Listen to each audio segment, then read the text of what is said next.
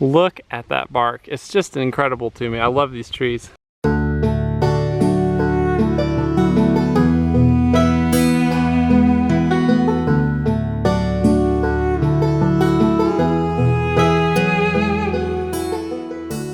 Good news, folks. We finally got our Facebook page up. Just search for Art and Bree on Facebook and like the page. Brianna's been cleaning the house this morning. I cleaned out my truck and did a couple other jobs in the yard. And now I am walking up our mountain. I'm headed up here to check out a shagbark hickory tree and see if I can gather any nuts.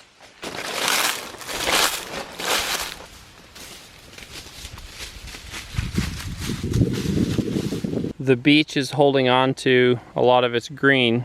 I just scared up a deer and it ran off down the other side of the ridge. As we go up the ridge, you can just see the deer paths. They just cut across the ridge over and over. Here's one right here. There's a squirrel.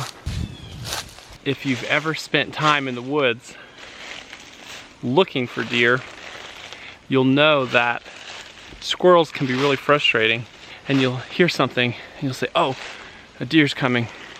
But no, it's actually not a deer, it's just a squirrel. You can definitely learn to tell the difference between the two sounds though. And over the years, I've learned to pretty well pick out the difference. Deer tend to have a distinct step, step, step, step, step, step. Whereas squirrels are more irregular and they go hop, hop, hop, rustle, rustle, hop, hop, hop, rustle, rustle. You can't quite see our place, but you can see the neighbor's house right here.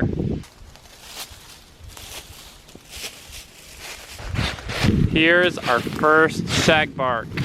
I don't think I have to tell you why this is called a shagbark hickory. The shagbark hickory is found across the eastern United States, and it only gets this incredible bark variation when it's mature. Here are some smaller hickories growing right next to this one, and I can only assume that they're shagbark hickories, and yet there they are with smooth bark. Hickory actually comes from an Algonquin Native American word, which I can't remember or pronounce.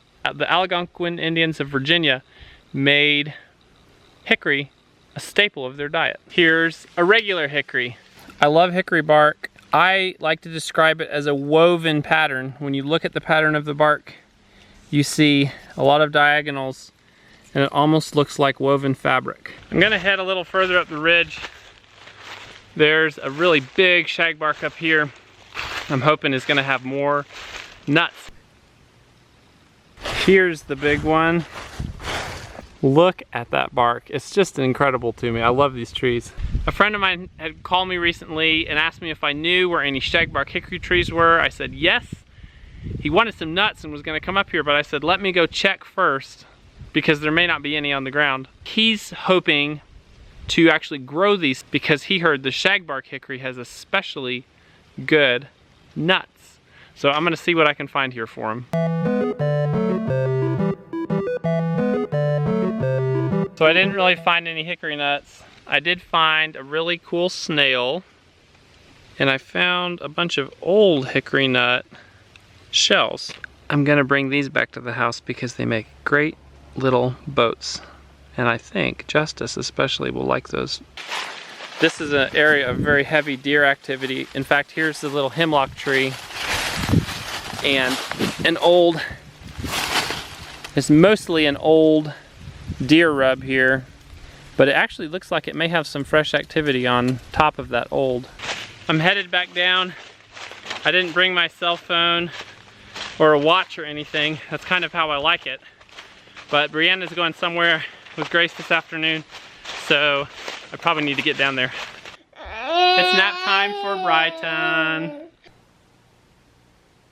I got him to go to sleep. Brianna and the kids have gone to town, but they left the baby with me. And now that he's sleeping, I'm gonna show you one more really neat thing about hickory. Different woods have very different characteristics. While I'm not an expert about this, I can get really excited about it. I have two sticks right here, One of them is tulip poplar, and one of them is hickory. These two sticks look almost exactly alike. One is a little thicker than the other one. One is a little bit more green than the other one. And you can identify tulip poplar by smell easily if you know what it smells like. If you've ever bought a tool in the United States that has a wooden handle, most often it says hickory on the handle. And there's a reason for this. Hickory wood is extremely strong and resilient. First of all, I'm going to start with the tulip poplar. I'm simply going to break this stick in half.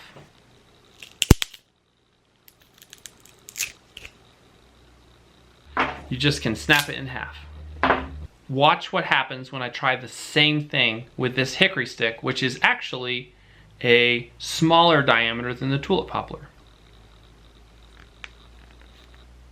It doesn't even break.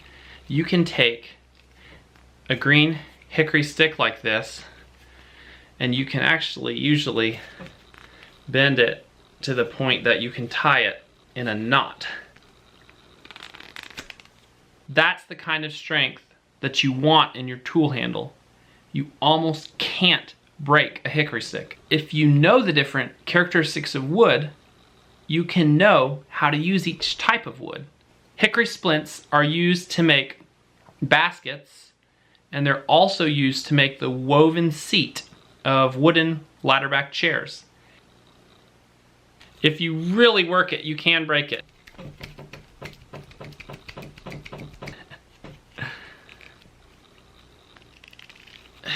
That's incredible strength. I've had the opportunity to teach some of this stuff to kids in the past, and one of my favorite things to do is to give a larger, stronger kid the hickory stick and give a smaller, weaker looking kid the tulip poplar stick, and then I ask them, who do you think can break their stick in half first? And it always turns out being a little bit humorous, but then you get to explain the amazing characteristics of wood. I like this little wood illustration so much because it makes me think about knowledge.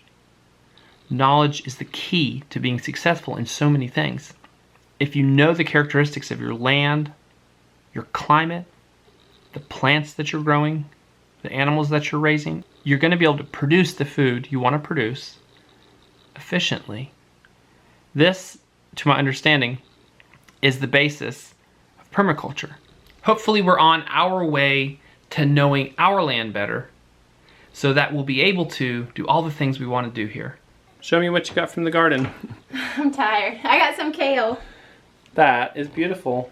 I had the coolest afternoon. I took Grace to sewing club, and then me and the little guys went to a coffee shop that I love and saw friends, and then we went to a friend's house and hung out.